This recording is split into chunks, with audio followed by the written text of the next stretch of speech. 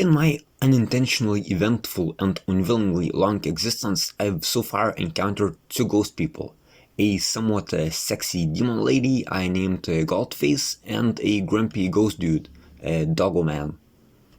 To be honest, I actually presumed both of their genders without asking them and feel no guilt about it whatsoever. Okay, so DoggoMan is less interesting of the two, I guess, so I'll talk about him first. Honestly, he didn't even look like a doggo.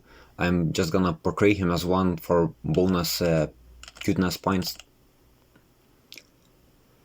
The other somewhat relevant character to the story is this kid. I'll call this one Michael. I do not remember how to spell that English name and I refuse to Google it.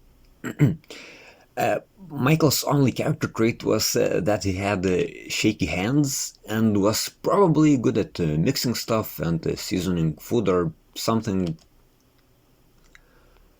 Now, long before that, Michael and I were bros. We did this school radio thingy, and had our show during which I mostly just talked about my demon lady, or we read articles from this trustworthy website right here.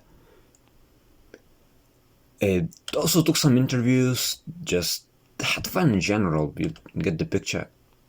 But then he got himself a new bro, and I, instead of discovering the joy of social death, blissful solitude, and emotional neutrality like now, then decided to say he's gay constantly for a year with like elaborate schemes and henchmen. Well, more like a single hench person, really, who looked and acted pretty much exactly like that one kid from Camp, with like precise medical conditions and all. Though my schemes never worked. Michael was the higher up in social hierarchy. How do I pronounce it? A hierarchy. Mostly because of my choices regarding hairstyles. And of course, homophobia is not okay.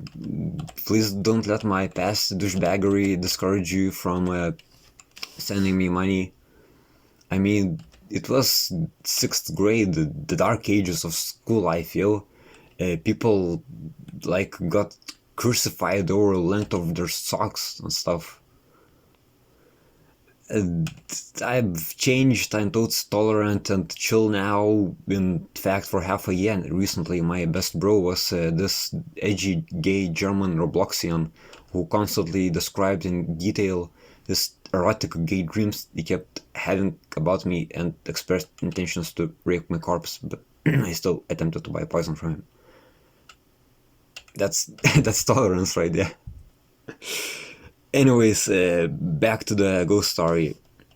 So I was walking my doggo, somewhat late, somewhat far from home.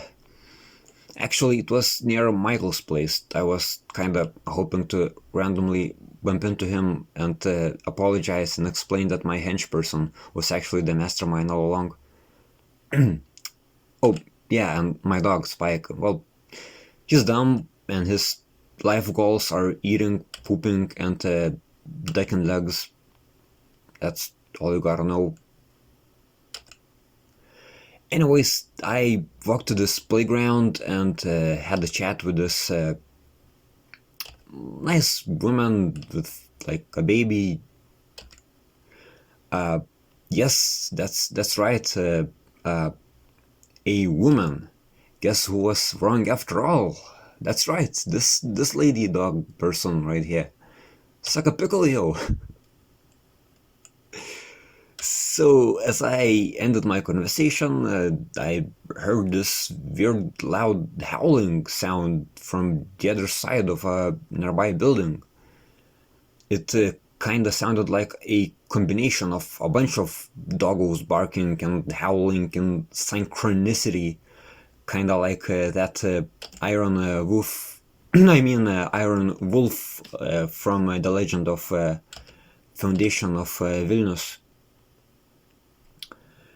there was just something interesting about that doggo sound, and I really wanted to check it out, and Spike really wanted not to, but I'm a cat person and I don't give a hey about dog location preferences. So I went there, the sound stopped, but there was this cloud of smoke there, like 1 or 2 meters in diameter, maybe. And what seemed weird is that it was totally localized there. It wasn't coming from anywhere nor dissipating.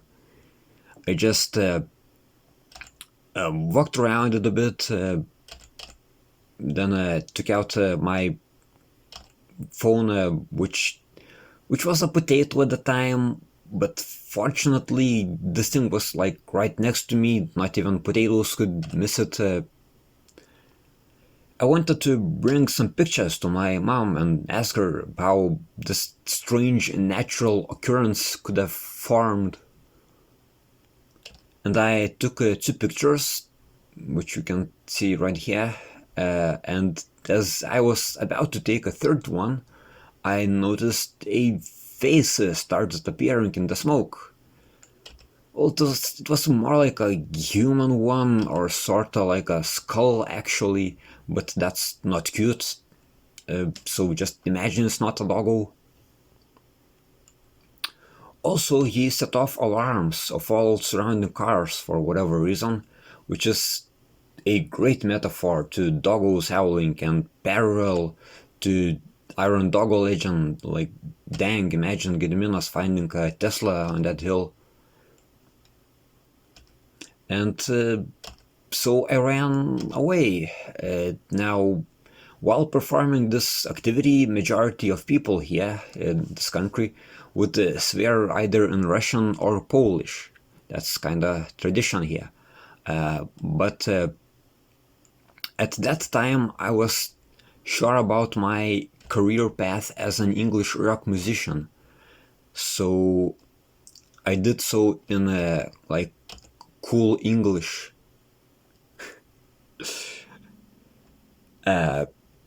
And then when got tired of running, I wrote a song, if it can be called that. Well, not about this particular activity, or this not activity, but like experience that just happened with the ghost and all, because my vocabulary was not good enough for that at the time. But just regular ghost theme shit, which I'm playing to you right now. They lose on everything As painful as they that want, may be. and now they are. A ghost army want revenge. A ghost army kill and kill and Yep. kill. Nothing can stop them because they are died.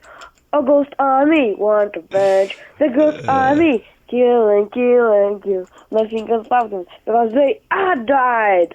All police, warriors, and machines can stop them. They won't stop until they revenge because they are. A ghost army want revenge. The ghost army kill and kill and kill. Nothing can stop them because they are died. The ghost army want revenge. The ghost army kill and kill and kill. Nothing can stop them because they are died.